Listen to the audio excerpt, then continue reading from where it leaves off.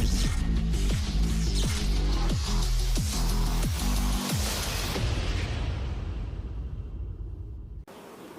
students, now we are going to see our next topic.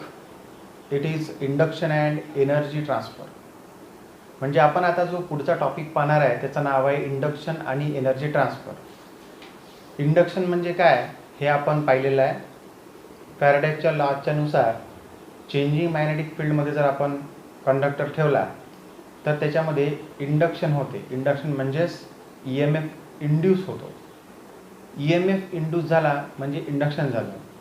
EMF म्हणजे voltage, व्होल्टेजमुळे त्यातून current flow होतो. कारण की व्होल्टेज म्हणजे पोटेन्शियलचा डिफरन्स अप्लाय झाल्यावर इलेक्ट्रॉन्स हे निगेटिव्ह टू पॉझिटिव्ह टर्मिनलकडे मूव्ह होतात आणि म्हणून आपल्याला फ्लो ऑफ चार्जेस म्हणजेच इलेक्ट्रॉन मूव्ह झाल्यामुळं करंट मिळतो. म्हणजेच तिथे काय झालं, करंटचं इंडक्शन झालं. याला आपण इंडक्शन असं म्हणू. लक्षात आलं. And energy transfer. Energy transfer म्हणजे काय आणि ते कशा प्रकारे होते हे पुढं आपण या डेरिव्हेशनमध्ये पाहणार आहोत.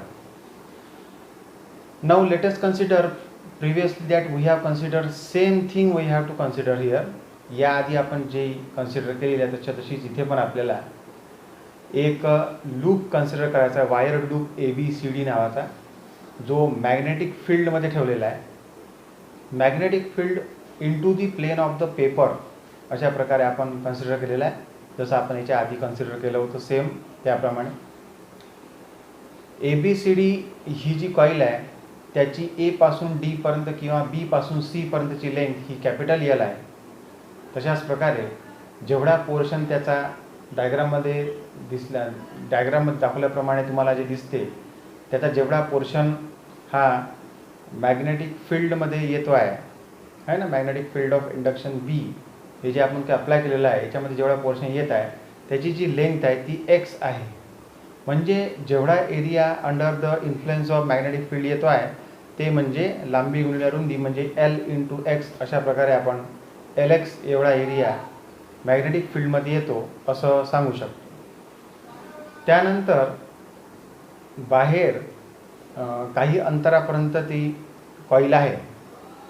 आता आपण दोन गोष्टी या ठिकाणी पाहणार आहोत.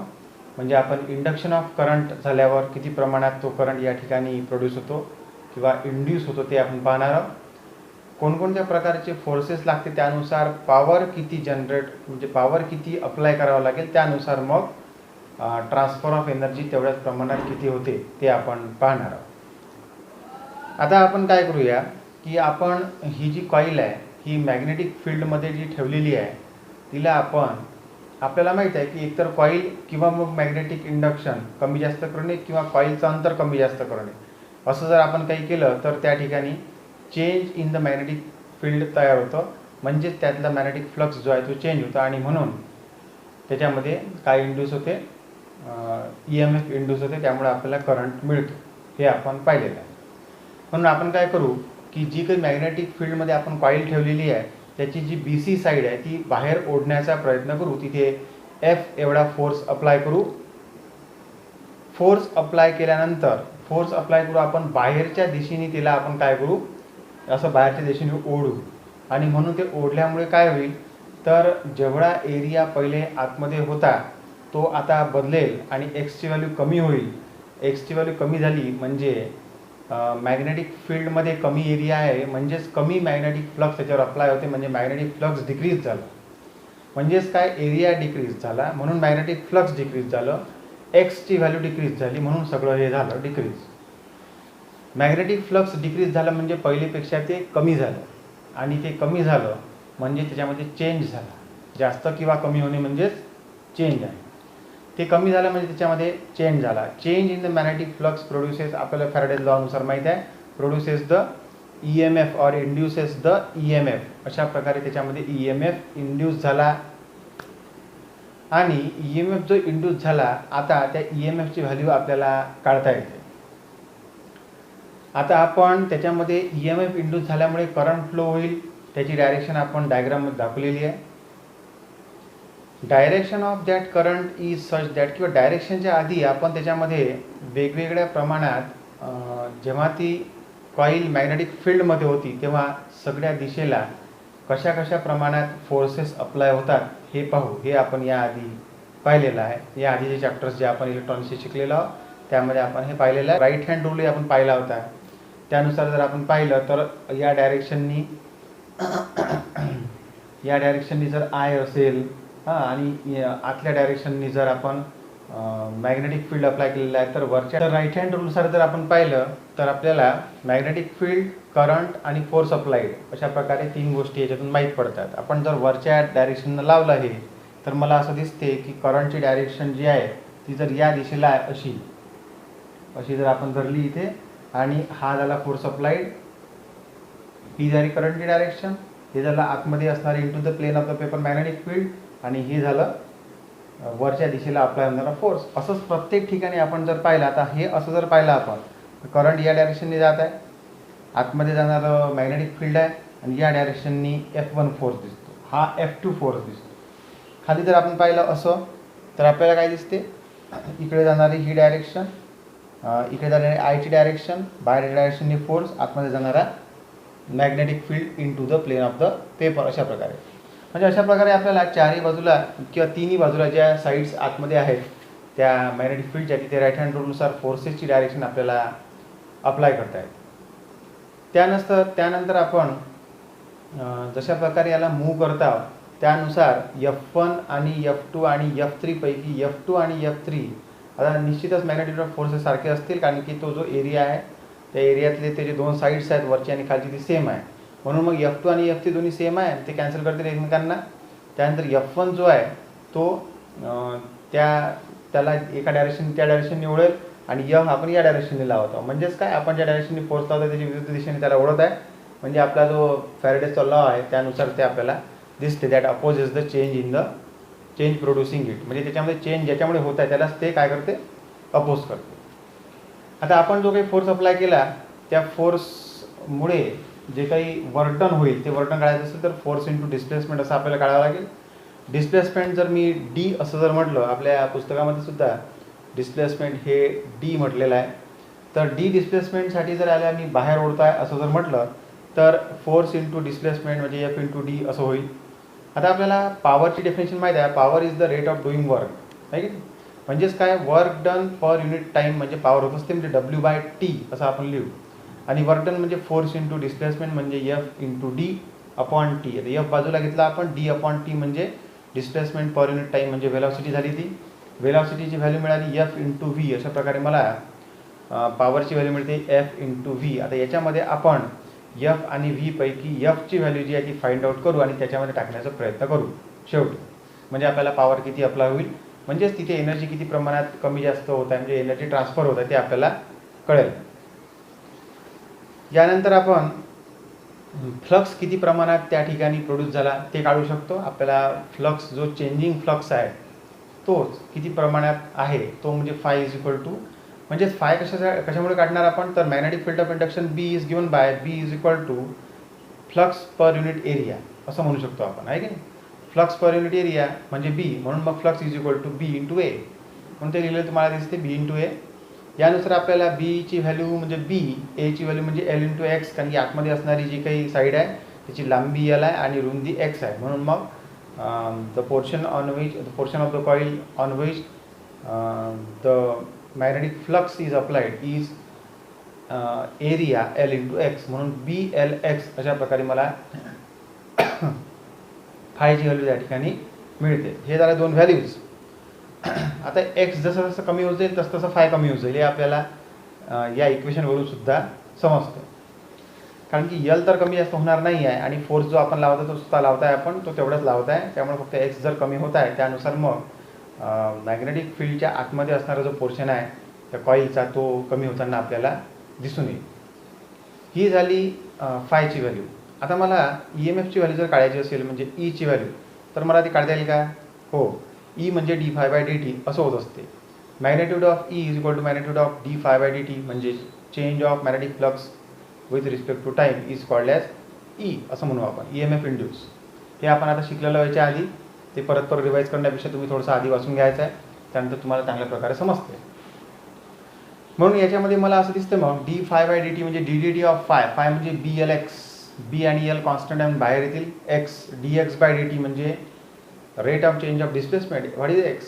It is the displacement of the coil from inside to outside the magnetic flux. Therefore it is B L X, X म्हणजे D X by D T म्हणजेच B L into V. Therefore the value of E, magnitude of E that is E M F induced should be given as B L V. लक्षात आलं की नाही? आता आपल्याला current काढता येतो. Current म्हणजे काय तर व्होल्टेज अपॉन रेजिस्टन्स असं म्हणतो आपण. Voltage is equal to current into resistance म्हणजेच current is equal to voltage upon resistance. Voltage म्हणजेच इथे प्रोड्यूस होणारं किंवा इंड्यूस होणारं ई एम एफ जे रिक्वायर्ड पोटेन्शियल डिफरन्स प्रोव्हाइड करते आणि म्हणून मग तिथे आपल्याला मुवमेंट ऑफ चार्जेस मिळते आणि म्हणून करंट मिळतो. म्हणजे इथे जे व्होल्टेज आहे ते म्हणजे काय आहे? ई एम एफ आहे. म्हणून आपण इथे काय म्हणू? I is equal to magnitude of E और व्होल्टेज और potential difference of light upon the resistance. Suppose आता बाजूला एक छोटीशी डायग्राम तुम्हाला काढलेली दिसते. तिथे आपल्याला टोटल लूपमध्ये जे काही रेजिस्टन्स आहे लूपचं पूर्ण ते समजा आपण कॅपिटल आर असं जर म्हटलं आणि आयची डायरेक्शन जर आपल्याला कॅपिटल आर नंतर राईट हँड रूलनुसार मिळूनच जाते.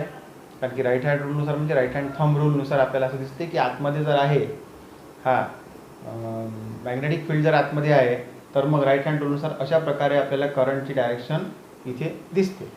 म्हणून आपल्याला आयची direction by right hand rule काढता येते. आणि पूर्णच्या पूर्ण जी कॉईल आहे त्याचं काहीतरी एक रेजिस्टन्स असेल. ते रेजिस्टन्स मी एक प्रतिकात्मक असं डिनोट करण्यासाठी फक्त असं रेजिस्टन्ससारखं साईन काढून इथे दाखवलेलं आहे. तर ते साईन तुम्हाला लक्षात येईल. ते झालं मग आरची व्हॅल्यू. समजा ती कलेक्टिव्ह रेजिस्टन्स आहे सगळं मिळून पूर्ण कॉईलचं मिळून ते रेजिस्टन्स आहे. म्हणून मग मला जो काही आय आहे त्याची व्हॅल्यू काढताना व्होल्टेज अपॉन रेजिस्टन्स म्हणजे व्होल्टेज म्हणजेच E M F induced E upon resistance R अशी काढता येते. म्हणून I is equal to E by R मी लिहिलं. ईची व्हॅल्यू आपण काढलेली आहे बी एल व्ही ती लिहिली अपॉन आर. याला आपण इक्वेशन नंबर 1 देऊ. आता आपल्याला याच्यामध्ये व्हॅल्यू टाकायची आहे किंवा याची व्हॅल्यू आपल्याला पुढे वापरायची आहे फोर्ससाठी आणि ती फोर्सची व्हॅल्यू आपल्याला पॉवरमध्ये टाकायची आहे. आता फोर्सची व्हॅल्यू काढणं अत्यंत सोपं आहे. आपण याआधी ते शिकलेलं. आपण लॉरेन्स फोर्स शिकलेलो.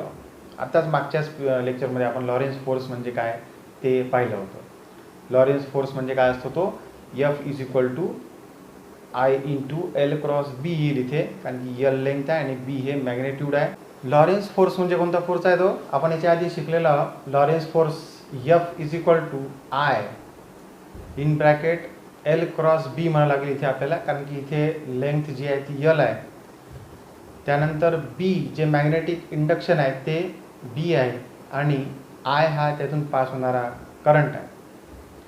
आता आपल्याला हा जो फोर्स आहे जो आपण बाहेरच्या दिशेने लावत आहोत तेवढ्याच फोर्सनी नंतर कॉईल स्वतःकडे ओढते कारण की F2 आणि F3 हे एकमेकांना कॅन्सल करतात. म्हणून F जेवढा आहे तेवढाच F1 आपल्याला इथे दिसून येतो.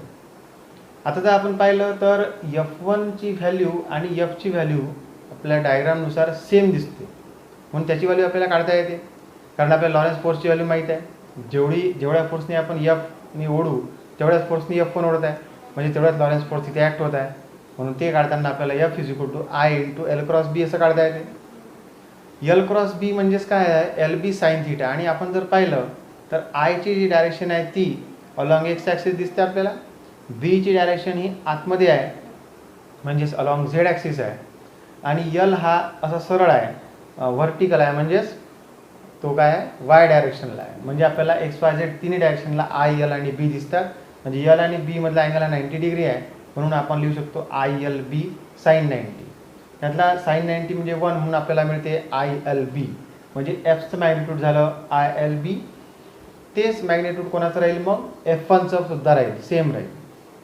आता आपण इक्वेशन नंबर 1 नुसार जर आयची व्हॅल्यू इथे टाकली तर मला काय मिळते F1 इज इक्वल टू किंवा F इज इक्वल टू दोन्ही सेमच आहे आय एल बी. आयची व्हॅल्यू मिळाली आपल्याला B L V upon R into L B. म्हणजे बी एल आणि एल बी दोन रिपीट झाल्यामुळे ते स्क्वेअर होतील. म्हणजे B square L square V upon R अशी आपल्याला एफची व्हॅल्यू मिळते. आता ही एफची व्हॅल्यू आपण पहिल्यांदा घेतलेल्या पॉवरच्या इक्वेशनमध्ये टाकूया आणि मग तो पॉवर कशा प्रकारे एनर्जीमध्ये युटिलाइज केला जातो तिथे कन्वर्ट होतो किंवा वापरला जातो ते पाहूया. तर तो मिळाला power is equal to F into V, म्हणजे एफची व्हॅल्यू टाकल्यावर मिळाला मला B square L square V upon R into V, त्यातला व्ही जो आहे तो स्क्वेअर झाला मग, तर मला मिळालं B square L square V square by R. अशा प्रकारे मला पीची व्हॅल्यू या ठिकाणी मिळत आहे. म्हणजे प्रोडक्शन पॉवरचं किती होत आहे तिथं, फोर्स एफ लावल्यावर जे वर्क डन होते त्यानुसार किती प्रमाणात पॉवर तिथे अप्लाय होत आहे आपण करत आहोत, तो एवढा इथे अप्लाय होत आहे. लक्षात आलं. This is the power. And नाव आता ही जी कॉईल आहे ही काही वेळाने आपल्याला गरम झाल्यासारखी दिसून येते. Heat energy is produced in the coil. How it is produced. आता हा जो काही पॉवर आहे, जर आपण असाच इलेक्ट्रिकल पॉवर किती प्रमाणात जनरेट होते हे जर काढण्याचा प्रयत्न केला तर आपल्याला फॉर्म्युला आपण 11वी शिकलेलो आहोत, तो म्हणजे power is equal to I square into R. I म्हणजे करंट, आर म्हणजे रेजिस्टन्स. इथे कलेक्टिव्ह रेजिस्टन्स किती आहे, आर आहे. पूर्ण कॉईलचं कलेक्टिव्ह रेजिस्टन्स हे आर आहे. आणि राईट हँड रूलनुसार आपल्याला आयची व्हॅल्यू पण भेटलेली आहे किंवा आयची डायरेक्शनची व्हॅल्यू भेटलेली आहे. इथे जर मी पाहिलं तर P is equal to I square by R असं मला दिसते. यातला जो आय स्क्वेअर बाय आर आहे, यातला आय जो आहे तो आपल्याला इक्वेशन नंबर 1 नुसार मिळते बी एल व्ही बाय आर. तो जर तिथे टाकला तर त्याचा होल स्क्वेअर होईल, इंटू आर झाला ते. तर आर स्क्वेअर खाली आहे आणि इकडे आर आहे, त्यातला एक एक आर कॅन्सल होईल आणि आपल्याला मिळते B square L square V square by R. हीच व्हॅल्यू आपल्याला काय कुठे मिळाली होती, पीच्या वेळेस मिळाली होती आधी. पॉवर तिथे जेवढा प्रोड्यूस होता वर्कडनमुळे.